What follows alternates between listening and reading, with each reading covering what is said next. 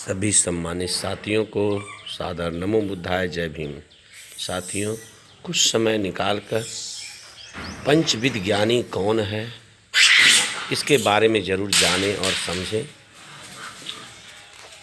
और बिना पंचविद ज्ञानी बने देश का संविधान कोई नहीं लिख सकता।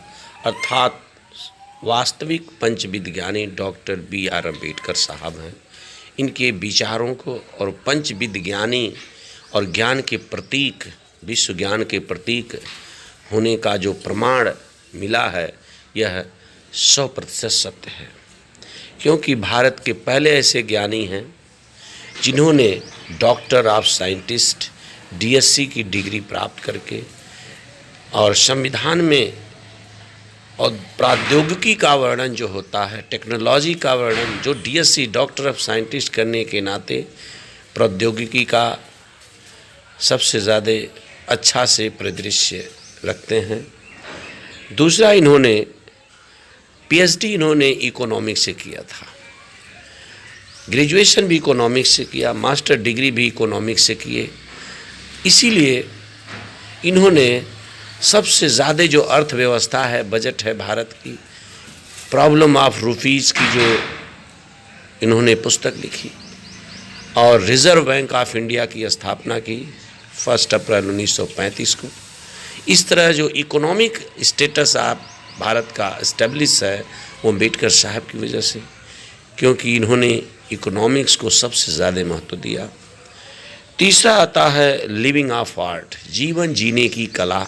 18 सब्जेक्ट से MA करने के नाते इन्होंने जीवन जीने की कला जानते थे, ताकि सभी लोगों को कैसे उनके हक अधिकार और जीवन जीने की कला बताई जाए।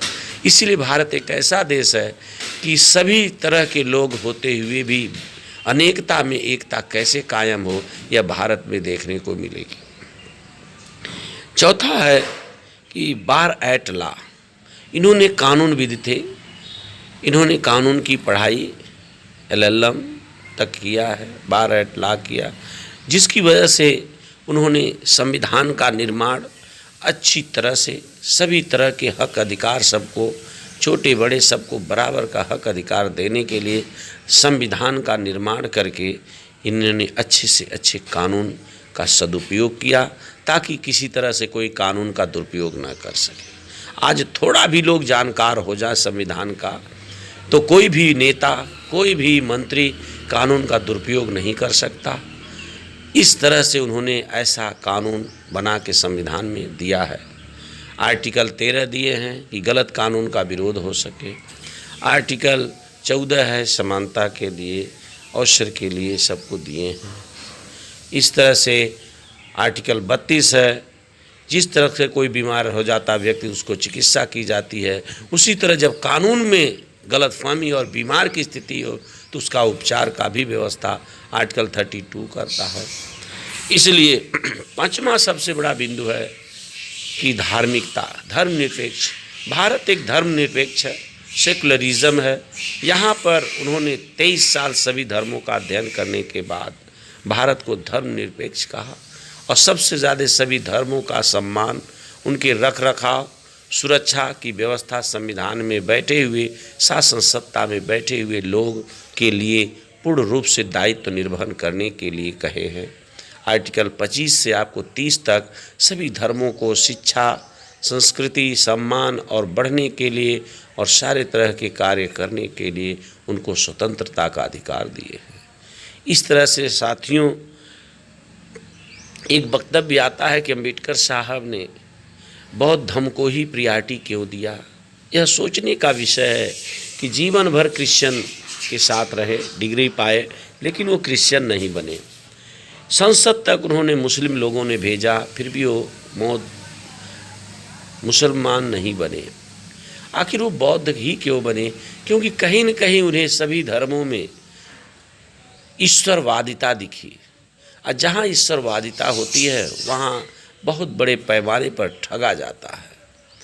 इसलिए साथियों, जहाँ मानवीय मूल्यों का है, समानता का अधिकार है, वही एक धम्म है, मार्ग है, रास्ता है, जहाँ मुक्ति का मार्ग तो जीते जी है ये है, और सभी धर्म जो है मरने के बाद मुक्ति की बात करते हैं। इसीलिए जीवन जीते जी मुक्ति का मार्ग देने वाला बौद्ध ही धर्म है। मानव मानव की बात करने वाला, मानव कल्याण की बात करने वाला सिर्फ बौद्ध धर्म है। वह ऊंच नीच छोटा बड़ा नहीं समझता है, इसलिए बौद्ध धर्म सर्वश्रेष्ठ है। इसीलिए उन्होंने बौद्ध धर्म स्वीकार करके सभी शोषित वंचित पिछड़े समाज को एक अस्तित्व दिए। इसीलिए डॉक्टर B.R. अम्बेडकर साहब ही पंचविध ज्ञानी बन करके संविधान के निर्माता भी बन पाए और विश्व के सबसे ज्ञानी के पुरुष प्रतीक भी बने। और वही एक ऐसे मात्र व्यक्ति हैं भारत के थे जो पंचविध ज्ञानी हैं। आज तक विश्व में कोई पंचविध ज्ञानी नहीं पैदा हुआ।